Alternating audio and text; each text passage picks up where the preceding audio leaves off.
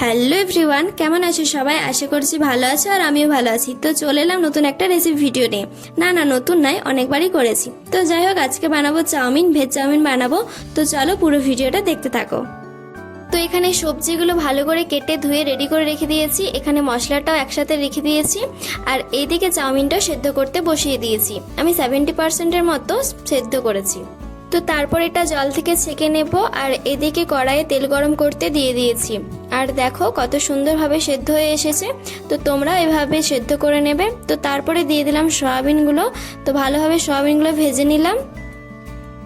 তারপর একে একে সব সবজিগুলো দিয়ে দিলাম, যেমন গাজর কুচি, বিনস কুচি, তারপর রসুন কুচি, আদা কুচি, আর দিয়েছি পেঁয়াজ কুচি। তো সবকিছু ভালোভাবে ভেজে নেব প্রথমে।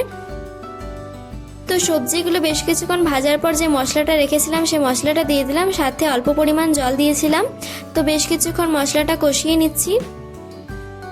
আর কি কি রেসিপি ভিডিও আমার কাছ থেকে দেখতে চাও অবশ্যই কিন্তু কমেন্টে জানিও। আমি চেষ্টা করব প্রতিটা ভিডিও তোমাদের সাথে শেয়ার করার।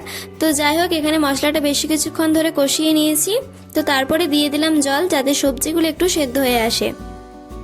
তো তারপর জলটা দিয়ে একটু সেদ্ধ করার পর যখন শুকিয়ে আসবে দিয়ে দিলাম চাউমিনটা, আর সাথে দিয়ে দিলাম বেশি করে সস। তো তারপর সবকিছু ভালোভাবে মিক্স করে নিতে হবে, তাহলে রেডি হয়ে যাবে চাউমিন।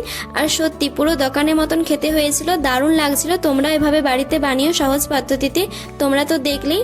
তো আজকের এই ভিডিওটা এতটাই। যদি ভালো লেগে থাকে অবশ্যই লাইক কমেন্ট শেয়ার করে দিও, আর সাবস্ক্রাইব করতে ভুলো না। আর কি কি রেসিপি দেখতে চাও সেটাও কিন্তু কমেন্টে জানিও। তো সবাই খুব ভালো থেকো, সুস্থ থেকো, সাবধানে থাকো, আর আমাকে এভাবেই সাপোর্ট করতে থাকো। তো চলো আজকের মতো এতটাই, টাটা।